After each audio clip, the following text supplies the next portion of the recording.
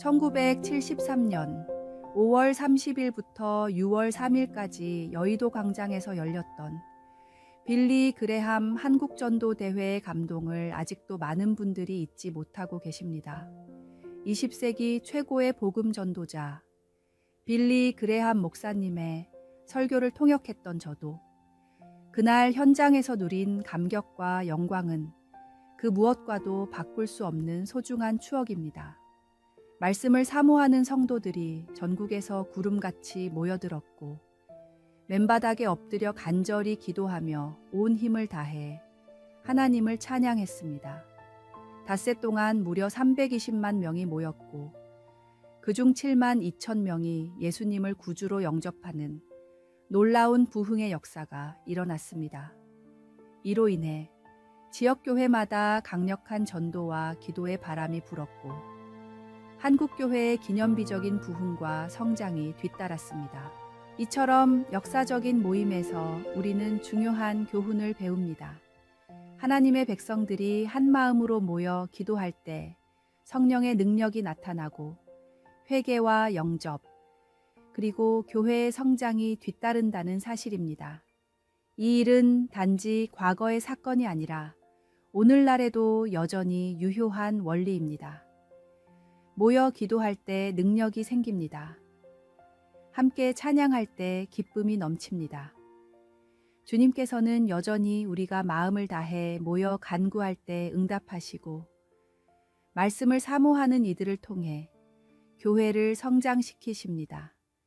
지금도 성령님은 믿음으로 모이는 자리에 함께 하시며 놀라운 역사를 이루고 계십니다. 오늘의 말씀.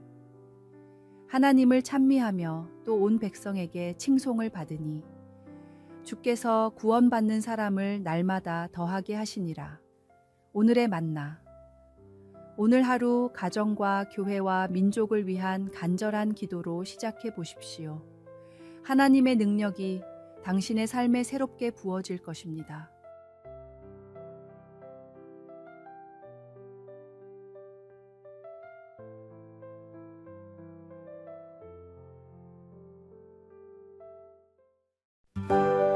(6월 3일) 화요일.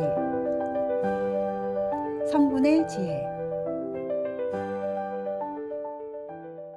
아바스 왕조는 고대 중동 지역에서 가장 번성한 왕국이었습니다. 이 왕국을 다스리던 5대 왕인 하룬 알-라시드는 역대 모든 왕들의 지혜를 합한 것보다도 뛰어나다고 할 정도로 백성들의 칭송을 받았습니다. 라시드는 백성들을 위한 선정을 베풀었고 누구보다 지혜롭게 백성들이 겪고 있는 현안들을 공명정대하게 해결했습니다. 그러나 라시드가 처음 왕이 되었을 때는 백성들의 불만이 들끓었습니다. 평생 왕족으로 살아왔기에 백성들이 겪고 있는 문제와 실제적인 어려움이 무엇인지를 제대로 살피기 어려워 동떨어진 판단을 내렸기 때문입니다. 라시드는 고심 끝에 백성들 사이로 들어가는 방법을 택했습니다. 틈만 나면 평민의 옷을 입고 평민들 틈에서 함께 지내던 라시드는 마침내 백성들의 눈높이에서 문제를 이해하게 됐으며 이때부터 성군으로 불리기 시작했습니다. 어떤 사람의 마음을 가장 잘 아는 방법은 그 사람의 위치에 서보는 것입니다. 예수님은 이 땅에 온전한 인간으로 오셔서 우리에게 다가오는 모든 유혹들을 직접 경험하시고 이겨내셨기에 우리의 마음과 심정을 누구보다 잘 알고 계십니다. 우리 곁에 항상 함께 계시며 우리의 모든 아픔과 슬픔을 아시고 위로하시는 친구이자 위로자이십니다. 오늘의 말씀. 너희가 나를 선생이라 또는 주라 하니 너희 말이 옳도다. 내가 그러하다. 내가 주와 또는 선생이 되어 너희 발을 씻었으니 너희도 서로 발을 씻어 주는 것이 옳으니라. 오늘의 만나. 오늘 하루 마주하는 사람들의 입장에서 생각해보는 시간을 가져보세요. 그들의 아픔과 어려움을 이해하려고 노력할 때 예수님처럼 섬기는 자세로 하루를 살아가게 될 것입니다.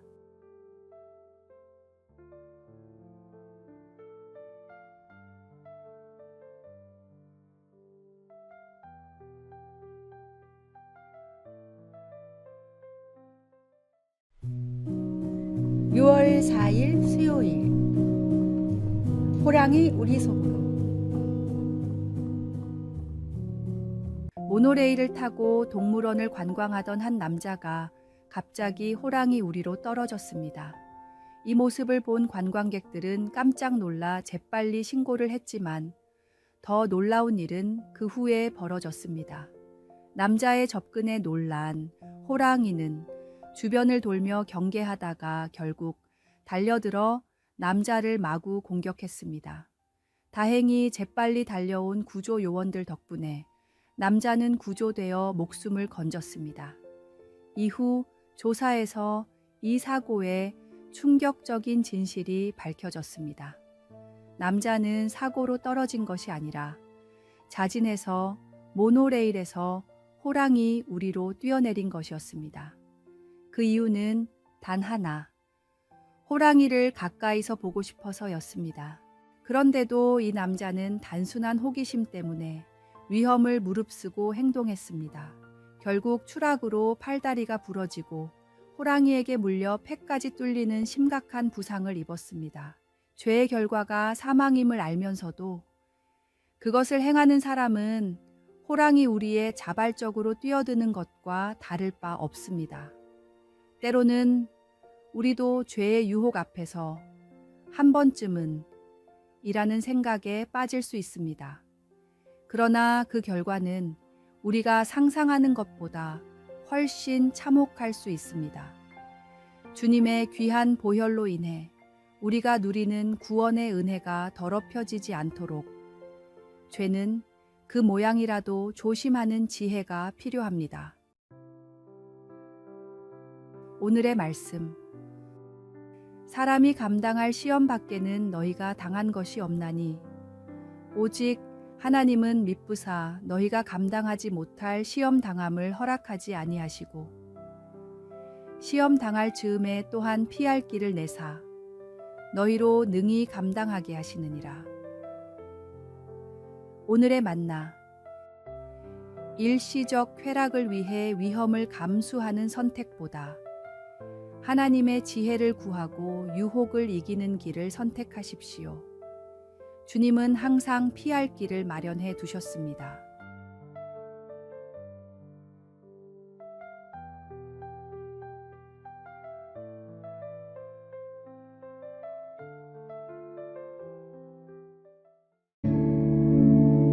(6월 5일) 목요일.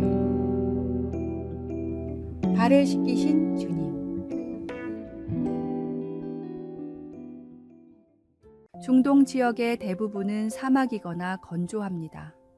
무더운 날에는 50도도 넘어가기 때문에 하루 종일 땀이 나는데 사막지대를 건너기라도 하면 발은 온종일 모래로 뒤덮입니다. 땀과 모래로 하루를 보내기 때문에 중동에서는 발을 매우 더럽게 여깁니다. 동등한 지위의 사람들끼리는 남의 발을 손으로 가리켜서도 안 됩니다.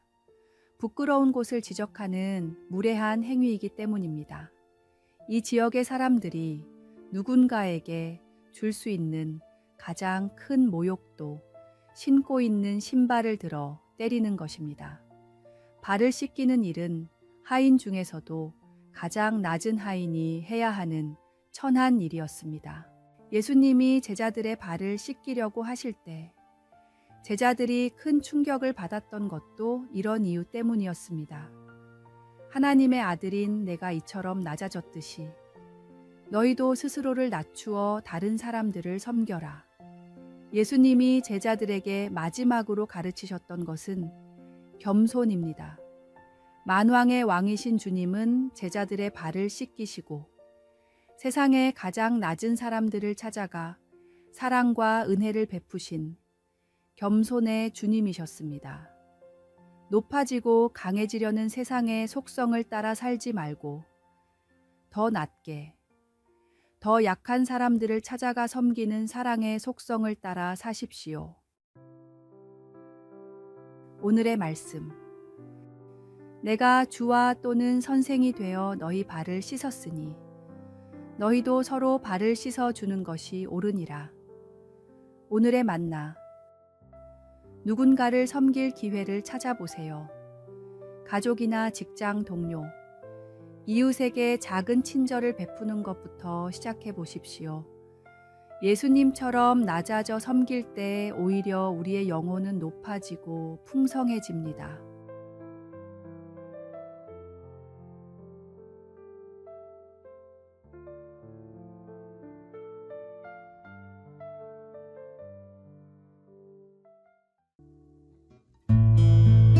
(6월 6일) 금요일. 기억해야 할 희생. 한글학회의 공식 행사에는 항상 빠지지 않고 하는 의식이 있습니다. 일제치하 말기 때 한글 말살 정책에 대항해 모진 고문을 버티고 죽음까지 불사했던 많은 학자들에 대한 묵념입니다. 주시경, 최현배, 한진과 같은 학자들의 이름을 모두 열거한 후 엄숙하게 식을 진행합니다. 귀한 한글을 목숨을 걸고 지켜왔고 지금도 지키고 있다는 학자들의 자부심이 있기에 공식 행사에는 이 묵념이 결코 빠지지 않습니다. 교회에서도 피를 흘리면서까지 복음을 전하고 믿음을 지켜온 수많은 순교자들의 이야기를 듣습니다. 그들의 이야기를 들을 때마다 우리가 지금 편하게 듣고 믿는 이 복음이 얼마나 중요한 것인지, 그것을 지키기 위해서 얼마나 많은 사람들이 이름도 빛도 없이 희생을 했는지 우리는 생각합니다. 그리고 나라를 지키기 위해 목숨을 버려가면서까지 싸운 수많은 사람들이 있었습니다. 하나님의 은혜로 나라를 목숨보다 소중히 여겼던 그분들이 계셨기에 지금의 우리가 있을 수 있었고 한국에도 복음이 전파될 수 있었습니다. 우리가 경험하지 않은 고난일지라도 귀한 희생을 대신 해주신 분들에게 감사의 마음을 품어야 합니다. 현충일인 오늘만큼은 나라를 위해 희생하신 수많은 분들을 떠올리며 그들을 위해 기도하십시오. 반드시 주님께서 좋은 것으로 채워주십니다. 오늘의 말씀. 너희가 나에게 부르짖으며 나에게 와서 기도하면 내가 너희들의 기도를 들을 것이요. 오늘의 만나. 나라와 민족을 위해 생명을 바치신 분들을 마음에 새기고 그 희생이 헛되지 않도록 우리의 삶을 소중히 살아가는 결단을 해보십시오.